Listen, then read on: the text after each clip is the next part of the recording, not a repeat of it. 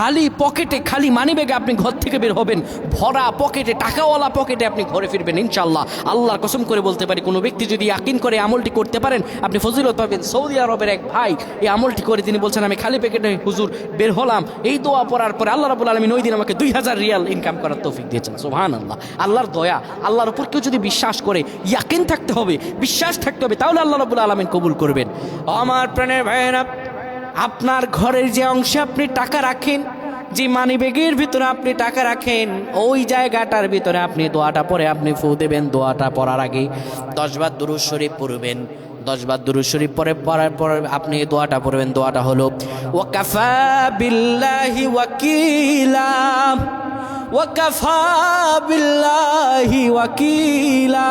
এই দোয়াটা আপনি 7 বার পরে ওই মানিব্যাগের মাঝে ফু দিয়ে ঘর থেকে বের হয়ে যাবেন কর্মসংস্থানের জন্য। আল্লাহ তাআলা আপনারে ভরা পকেটে ঘরে ফিরিয়ে দিবেন। আল্লাহুম্মা আমিন।